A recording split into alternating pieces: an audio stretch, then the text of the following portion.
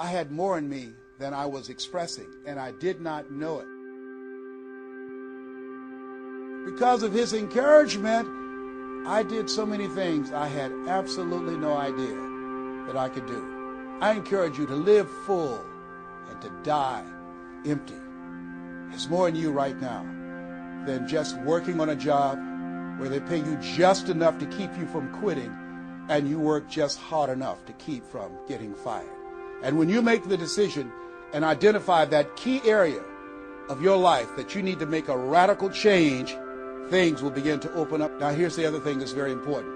Once you identify your goal, I want you to get, if possible, a visual picture of your goal. My major goal was to buy my mother a home. I got the picture of the home with a 12-foot swimming pool and a basketball court on a golf course. I bought that home for my mother. It cost just over $400,000, 10,000 square feet. I had a picture long before I had the money and the down payment to get it. My goal was to be known nationally and internationally as a speaker. I had that goal. I had a card that I had on one side, asking, it shall be given, seeking, ye shall find, knocking, it shall be opened. On the other side, I had, I'm the world's #1 orator. I produced that result in my life. I had a goal of becoming a talk show host. I used to watch Phil Donahue, and I put my picture on the screen of the television as I listened to the program. I visualized myself there, and I was called by King World Production, and I had my own talk show. You will fail your way to success. Trust me on that. You can have a lot of failures, a lot of disappointments, but you will fail your way to success. Goethe says, that which does not kill you will make you stronger. See, 85% of people allow their fear of failure to outweigh their desire to succeed. That's why you have to be of good courage. You have to have courage. When life knocks you down, I have a saying, try and land on your back, because if you can look up, you can get up. So once you look at and decide the goal that you want to put some things, put a treasure board or a goal board. But the next thing, ladies and gentlemen, I want to share with you that some of you already know that it's hard. It's not easy. It's hard changing your life.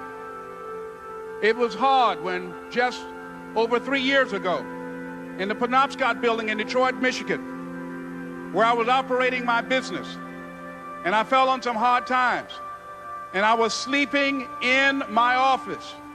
It was hard coming into the lobby, and the security said, excuse me, Mr. Brown, can we see you for a moment?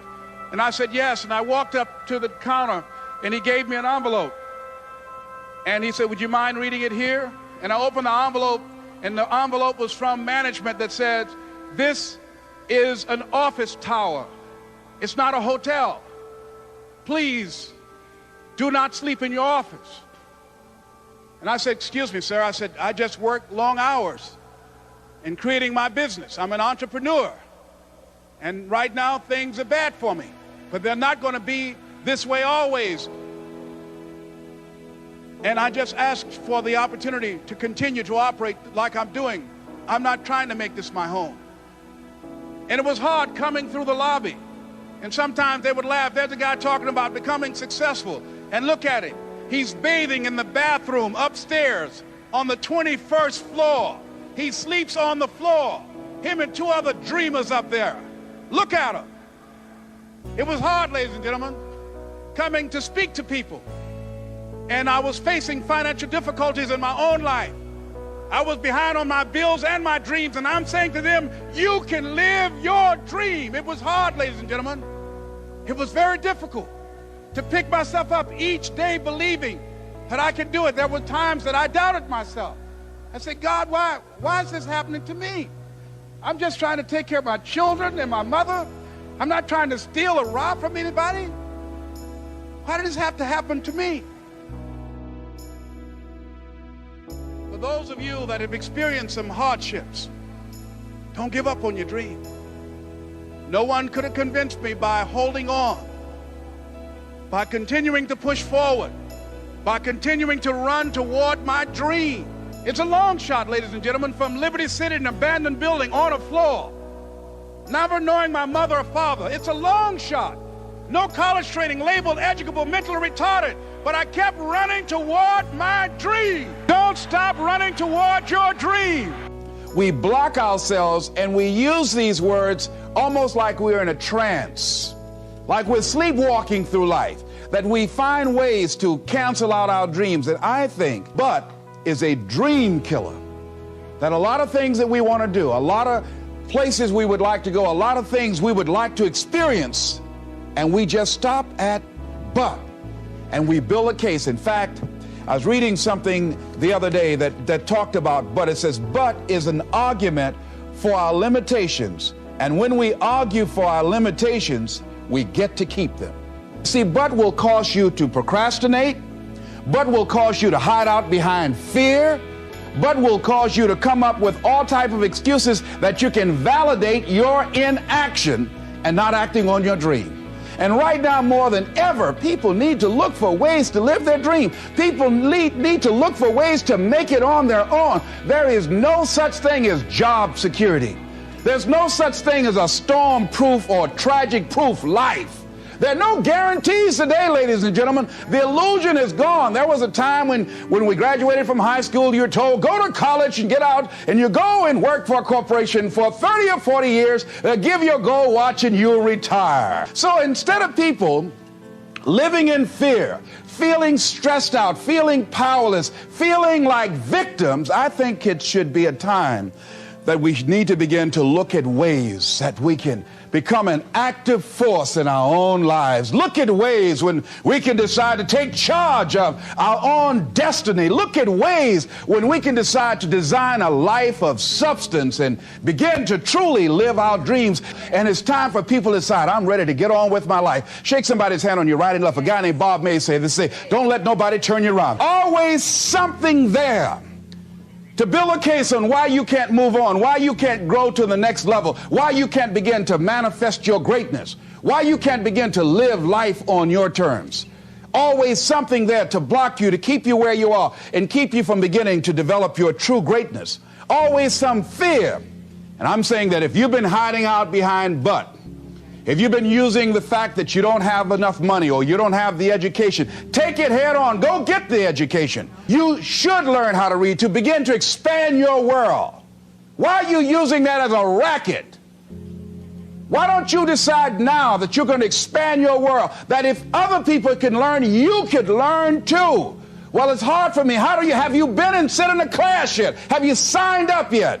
No. See, a lot of people say no, ladies and gentlemen, to things, and they don't even know what they're saying no to. They haven't even challenged themselves. He hasn't even gone to sit into a class and say, teach me how to read. Instead, it's been easier for him to go through life, he thinks, trying to play a whole con game, pretending he knows how to do something that he doesn't know how to do. And you know what? Most of us go through life like that. Most of us go through life pretending that we're satisfied where we are, pretending that everything is okay, pretending that we don't have any special goals or ambitions or desires, when really deep down inside we do really want more. So if you want to do something, if you thought about something you want to do, take it head on. Decide that you're going to start looking at it, start doing research on it, start tackling it, start becoming involved in whatever and wherever it might lead you to begin to explore the possibilities in that particular thing that you're seeking, so that you can begin to learn all you can about it. Decide that you're going to face it, that whatever shortcomings you have, that you're going to strengthen yourself there. Whatever training that's required, that you're going to go get that training, that you're going to get started right now. George Washington Carver would say, do what you can where you are with what you have and never be satisfied. S.B. Fuller used to say, and you heard Joe Dudley talk about, always strive to be more than that which you are. Yeah, don't get satisfied with yourself. Always know that wherever you are, you can enjoy more, that you deserve more. But most people, you know what they do?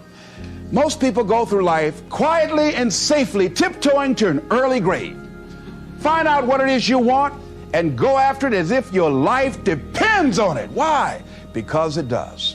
You got to live what's in you. Life is just too short and unpredictable. But what do we say? But there always be tomorrow. Oh no, there's no guarantees you're going to show up tomorrow. There are a lot of people who were here yesterday that they're not here today. There are a lot of opportunities that were around yesterday. They're not here today. Oh, you can wait, but you know what Abraham Lincoln said? Well, good things might come to those who wait, but only the things that have been left over by those who hustle. When you step into your fears and continue to push yourself to go on, something happens for you. When you have something you want to do, if you don't develop the courage to do that which has been given you to do, and you spend a lot of time going around trying to convince other people or trying to get their approval, what will happen is that you will lose your nerve. And other people will convince you that what you're doing doesn't have any value, and you'll give up on your dream. It's an interesting thing about life, I've also found, that if you don't have the courage to act, sometimes, and particularly if you have something special to do, life will move on you. That when you step into your fears, somebody said, it was Winston Churchill, he said that courage is going from failure to failure without losing enthusiasm. Here was a guy that was controlling my life. I was going through all kinds of changes because this man controlled my paycheck. And it was Carlyle who said, truth crushed to earth shall rise again. Winston Churchill said, the truth is incontrovertible. Malice may attack it, ignorance may deride it, but at the end there it is. And we know scripture that says, ye shall know the truth, and the truth shall set you free. And the truth that I had to come to grips with, that I wasn't in charge of my destiny. The truth was that I wasn't giving all that I had. The truth was that there are some things that I wanted to do, but I didn't have the courage to act on those things. And the truth was that Bert Childs was a blessing to me. He made life so miserable for me, I had to start looking at my life differently. Decide to do it now. Decide whatever you want to do, that you are now going to become actively involved right now, exploring the possibilities for you. That you're going to look at it and do just a little bit of it right now. When I decided to become a speaker, I didn't just quit my job and just ran out and say, I'm a motivational speaker. No. What I did was I decided to start looking at other people that were involved in the speaking profession. I volunteered to work with some speakers so that I could learn. Whatever you want to do, get your feet wet. You got to have energy, ladies and gentlemen. You got to have life. If you're excited about what you're doing, even in the area of selling, you know people don't buy because of logical reasoning. People buy because of your way of feeling. They want to be excited about it. You want to have the kind of excitement that is so contagious that people want to be around you. Because whatever you're doing, whatever you talk to people about, this particular idea that you have, they're looking at you and they want to know, do you believe it? And are you the kind of person they want to be in business with? And if you're not positive, if you're not energetic, if you're not fired up about it, how can you expect anybody else to be fired up about your idea? Am I right? Many of us choose an active living death. Many of us are walking dead. The walking dead. That we're not doing what we want to do. Many of us stay in relationships where we're dying together rather than growing and expanding and living together. We're miserable, but because we don't have the courage to see ourselves beyond that relationship that has turned toxic, we go through life living dead people. The price of living the truth, of being honest with yourself and say, wait a minute, it's got to be more than this. So you've got to decide, wait. Even if things don't work out, even if I experience defeat or failure, that does not make me a failure. It's a difference between failing and being a failure. If things don't work out, if you don't produce the results you want, that's all. But don't confuse who you are with the results that you produce. If you want to become a risk taker, you want to raise the bar on yourself. Most people won't do that. Strive to get on top in life because it's the bottom that's overcrowded. The reason you're here is because there's something in you that says, I can do more. This just can't be it. There's something in you. There's a calling on your life. Make no your vitamin. Get excited about the no. Why? Because every time someone says no, that brings you another step to a yes. You're getting closer. Trust me, you will win if you don't quit. You will win if you don't quit. Even a broke clock is right twice a day. I remember I was playing a game with my 9-year-old son, John Leslie. And I beat him 10 straight games in a game called Connect 4. And finally, I said, John Leslie, I'm bored. I don't want to play you anymore. And I got up. John Leslie said, no, you can't go now, Dad. I said, why? He said, it's not over until I win. That was his attitude. We sat down and we played several other games. And finally, after the 11th game, John Leslie won, and he got up and he yawned. And he said, I'm ready to go to sleep now. And I'm saying to you, what if all of us took that attitude after we face a rejection and a no, or we have a meeting and no one shows up, or somebody say, you can count on me, and they don't come through? What if we have that kind of attitude? The car's repossessed. Nobody believes in you. You've lost again and again and again. The lights are cut off, but you're still looking at your dream, reviewing it every day, and say to yourself, it's not over until I win.